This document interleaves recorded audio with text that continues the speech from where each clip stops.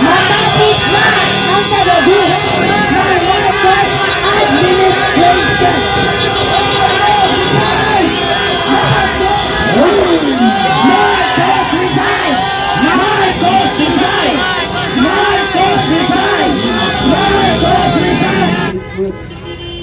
Lumapit yung isa, sabi, yung isa sa mga doktor natin, gutom na buong araw tumutulong sa ating mga mamamayan dito. So, tumutulong na. Alam mo sinabi sa kanila? Marcos resign! Marcos resign! Marcos resign! Marcos resign! Marcos resign! Ah, diba? Alam niyo kung bakit ginagawa ko yan? Para alam nila nakikisa din tayo. Para nararamdaman ng mga tao na hindi man natin sila kasama dito, tuloy-tuloy yung ating pakikibaka, tuloy-tuloy ang Marcos resign! Okay.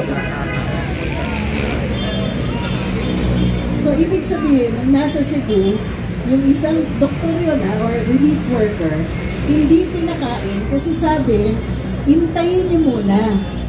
Maghintay muna kayo kasi hindi pa daw mamimigay ng relief goods dahil wala pa si BBM.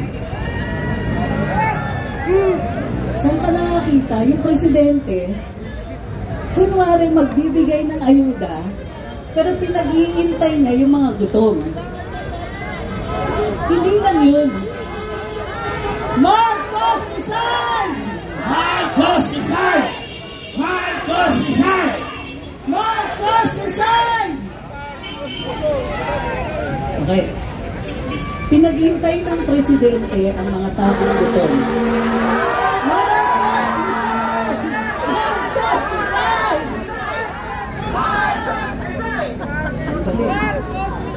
Okay. Ibig sabihin nun, pagka pinag-iintay niya, kasi gusto niya may coverage. Gusto niya may photo ops, tapos parang graduation, di ba? Aabutan niya yung mga biktima, yung mga nasalanta, aabutan niya ng ayuda. Tapos gagawing photo ops. Ang tawag nun, corruption. Kasi ninanakaw niya. Ang ninanakaw niya sa ating mga kababayan, dignidad. Marcos resign! Marcos resign! Marcos resign! Marcos resign! Marcos resign! Very good. Sila na rin ang magdadala ng mensahe natin. Nag-charge ako eh. Hindi pa ako nagbabasa ng mga... Ang mukha ng korupsyon ay yung nakaw. Ano yung pagnanakaw? Nagnanakaw hindi lang ng pera, ng dignidad natin. Isipin nyo, nanlilimos tayo ng pera na ating nilaan, ating binayaran bilang buwis. Pag-iintayin nila tayo ng serbisyong bayad na. Ninanakaw nila yung karapatan natin sa mga serbisyo ng gobyerno, sa infrastructure ng gobyerno. Ninanakaw nila lahat ng mga protective mechanisms. Yung flood control, isang paraan yan para protektahan tayo at di tayo malunod. Pero anong ginagawa nila? Ninanakaw nila pati buhay natin, dignidad natin, pati yung convenience natin, yung nakakapaglakad tayo sa kalye na di tayo hino-hold up, di tayo nag-wading sa baha. Mahina. Ika, mahina. Pag malakas. Ano pa yung ninanakaw sa atin? Of course, pera.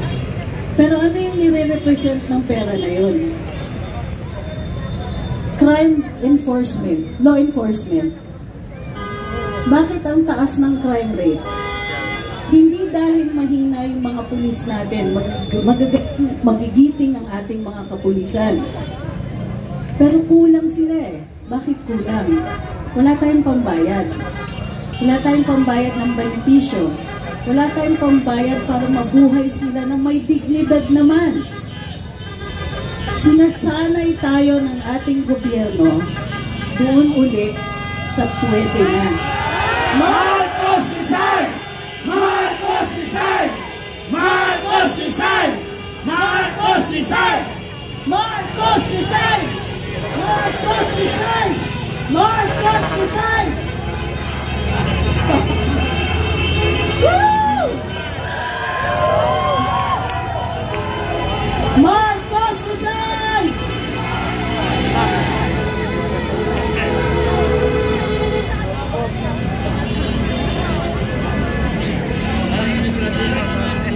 Basta ang kontrata.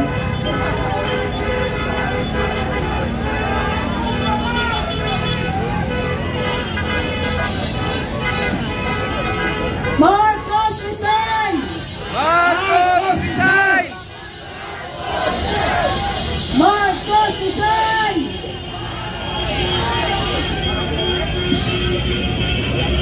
Woo! Mabuhay ang mga Pilipino! Oy!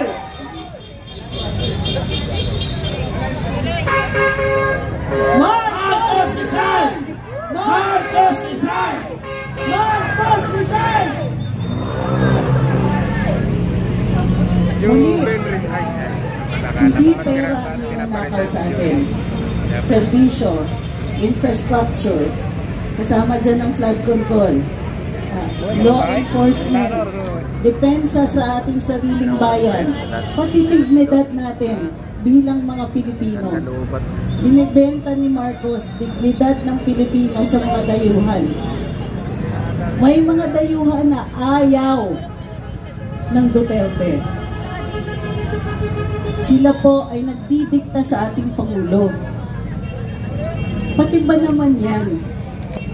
Pati yung kapirasong respeto para sa Pilipino sa buong mundo, nabenta na o ninakaw na. Masarap. At some point, hindi na natin pwedeng tilisin. Minsan, di ba, sinasabi natin, magbabago din na. Marcos resign! Marcos resign! Marcos resign! Marcos resign! Marcos resign! Marcos resign! Sumali na kayo! Very good. Para dun sa mga nanonood sa atin sa live, sa social media, live ba to? Yes! Okay. Sali na kayo. Sali na po kayo. Kasi, ganong katagal natin titiisin to? Anong sasabihin natin? Anong ipagmalaki natin sa mga apo natin 5 years, 10 years from now? Na pinayagan natin, ninanakawan tayo, nilalapastangan ng ating karapatan, tapos ginugoyo pa tayo, pudon na naman. Naggagawa sila ng investigative commission daw. Ano yung ICI na yan?